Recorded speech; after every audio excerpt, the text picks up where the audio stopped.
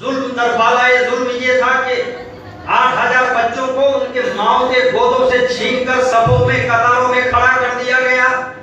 माएं चीखों पुकार कर रही थी, मगर हाय रे तकदीर का तमाशा, उनकी चीखों पुकार को सुनने के लिए कोई तैयार ना था। उन औरतों को रस्सियों से जंजीरों से बांध दिया गया और जैसे ही जनरल का ऑर्डर आया, सैकड़ों घोड़े को दौड़ाकर इन बच्चों को मां की निगाहों के सामने कीमे में तब्दील कर दिया गया। मुझे बताओ उन माओं के दिल में क्या गुजरी होगी जिन माओं के सामने इन बच्चों को बेरहमी से कीमों में तब्दील किया गया हो। उन माओं के दिलों में क्या गुजरी होगी। बाज माएं तो बेहोश हो गई थी, आंखों के आंसू खत्म होकर खून के आंसू रो रही थी। मुझे बताओ ये ऐसा वाकया है कि सुनने के बाद इंसान का कलीजा शक हो जाता है, बल्कि मैं तो समझता हूँ कि पत्थर का जिगर भी पानी होकर बहने लगता है। तो इस वाकया के लिए हम चर्चा क्यों नहीं करते? इस वाकया के लिए हम महफिल मुनाकिद क्यों नहीं करते? इस वाकया के लिए हम कोई कन्वेंशन क्यों नहीं करते? तो सुनो, इसका जवाब आपको सुनना होगा और समझना होगा। जो जंग तलबे दुनिया के लिए होती है, जो जंग बदआमालियों के सबब होते हैं, जो जंग हुसूले दुनिया के लिए की जाती है, जो जंग जमीन के लिए लड़ी जाती है, इस टाइम की जंग जमीनी जंग थी। तो जो जंग जमीन के लिए लड़ी जाती है उसे दुनिया भुला देती है, लेकिन जो जंग दीनो इस्लाम के तहफ्फुज के लिए लड़ी जाती है, जो जंग निजामे मुस्तफा के तहफ्फुज व बका के लिए लड़ी जाती है, उसे दुनिया भुलाती नहीं, कयामत तक उसे दुनिया याद रखती है। नारे तकबीर, नारे तकबीर, नारे रिसालत, शुहदाए करबला, उलमाए अहले सुन्नत। इमाम हुसैन रज़ियल्लाहु ताला अन्हु जिस निजाम को लेके खड़े हुए थे, वो निजाम कयामत तक के लिए आया है। इसलिए इमाम हुसैन का नाम कयामत तक लिया जाएगा। जिधर जिधर उठे नजर हुसैन ही हुसैन है, सजर सजर समर समर उठे हुसैन ही हुसैन है। एक बार अकीदा ने मुझसे सवाल किया, मौलाना मोहम्मद हुसैन दीनाजपुरी साहब, ये बताइए आपकी जमात तो कम है, उनकी जमात तो लंबी है। मैंने कहा किनकी जमात? पायजामा उठा के बताया। मैंने कहा समझ गया, इसलिए कि समझ को समझो, समझ के समझो। समझना भी एक समझ है। समझ को करके कोई ना समझा, मेरी समझ में वो ना समझ है। बरगे हेना पर लिखता हूँ मैं दर्द दिल की बात, शायद के रफ्ता रफ्ता लगे दिलरुबा के हाथ। मेरी तकरीर तबे यार को बेचैन करती है, सबब क्या है? वही कहता हूँ जो दिल पे गुजरती है। मैंने कहा क्या तुमने कुरान का उस ऐलान को नहीं सुना? कुरान ऐलान कर रहा है, कम मिन फियतिन कलीलतिन गलबत फियतन कसीरतन बिइज़्निल्लाह। बहुत सारे भारी जमातों पर गालिब आ जाती है। क्या तुम इसको भूल गए? अगर भूल गए तो मैं याद दिलाता हूँ। ये बताओ करबला के मैदान में कसीर तादाद किसकी थी? ज्यादा जमात किसकी थी? हुसैन आजम की थी, इन यजीद पलीदों की थी? उसने कहा यजीदों की थी।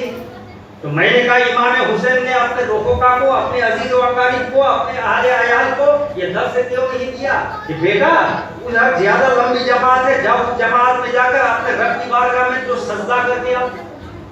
ये ज़हन क्यों नहीं दिया कि मेरे साथियों जाओ यजीद की जमात में, लंबी जमात है, वहां पर जाकर के अपने माबूदे हकीकी के सामने अपनी जमीन अकीदत को झुका के आओ, नमाज पढ़ के आओ।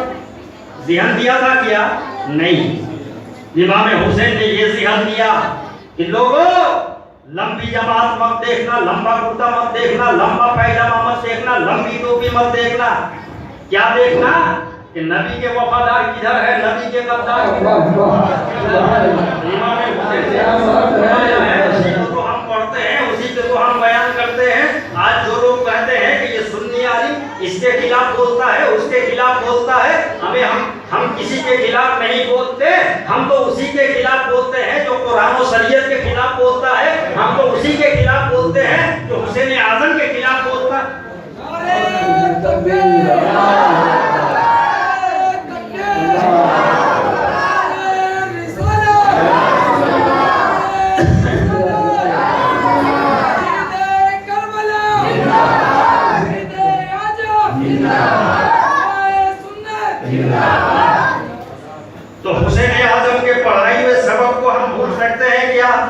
इसलिए तो हम भी लंबा कुर्ता नहीं देखते, लंबी दाढ़ी नहीं देखते, लंबा पायजामा नहीं देखते, छोटा भाई का पायजामा नहीं देखते, बड़ा भाई का कुर्ता नहीं देखते।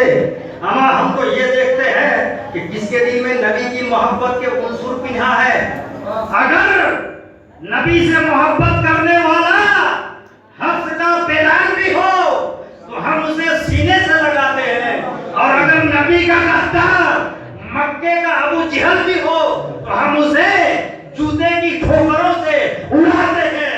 इसलिए कि जिधर का नबी का वफादार जिधर है, हमारा काफिला उधर।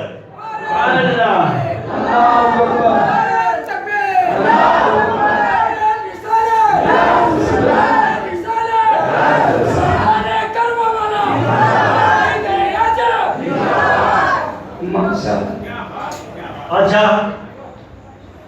चूंकि आले नबी का मकाम, उनकी इंफरादियत और उनकी अफजलियत को समझे बगैर ईमान की समझ पैदा हो, ये मुमकिन नहीं है। इसलिए हदीस पाक आपकी पाकीज़ा समातों के हवाले करने जा रहा हूँ। हवाला नोट कीजिए, मिशका शरीफ सफा 573 की हदीस पाक है। अला इन्ना मसला अहले बैती फीकुम का सफीनाते नूहिन मन रकेबहा नजा व मन तखल्लफा अन्हा हलका। नबी कौनैन ने फरमाया, लोगों मेरी अहले बैत कश्ती नूह की तरह है। मेरी अहले बैत कश्ती नूह की तरह है। जो कश्ती नूह पर सवार हुआ वो निजात पा गया, बच गया, और जो सवार नहीं हुआ वमन तखल्लफा अन्हा हलका, वो हलाक हो गया, वो पानी में रुकमाए अजल बन गया। कश्ती नूह को समझना होगा। जब हमारे नबी हजरत नूह अलैहिस्सलाम, ये कौन है? अल्लाह के नबी है। जब ये अपनी कौम के सामने दावत दीन पेश कर रहे थे, 950 साल तक दीन की दावत देते रहे, तबलीग कुरान देते रहे, मगर वारे पत्थर दिल कौम टस से मस नहीं हुई, अपनी हरकतों सकलत से बाज आने के लिए तैयार नहीं वो कौम। तब हजरत नूह अलैहिस्सलाम ने रब की बारगाह में अरीजा पेश किया, मौला मैंने इस कौम को समझाने में पूरी ताकत और कुव्वत सर्फ कर दी, मगर ये पत्थर दिल कौम जुम्बिश तक नहीं ले रही है, ये हिल भी नहीं रही है। अल्लाह ने फरमाया, ए नूह मैं एक पानी का तूफान लाऊंगा, ये कौम उसमें हलाक हो जाएगी, मगर नूह तुम भी हो, तुम्हारे कुछ चाहने मानने वाले भी।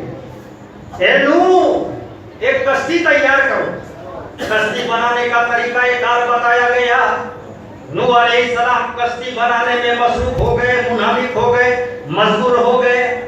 लोग आते थे, पूछते थे, ये आप क्या कर रहे हो, क्या कर रहे हैं, क्या बना रहे हैं? नूह अलैहिस्सलाम जवाब देते थे कि मैं एक ऐसा घर बना रहा हूं जो घर पानी पर चलेगा। लोग हैरत में थे, ऐसा घर जो पानी पर चलेगा।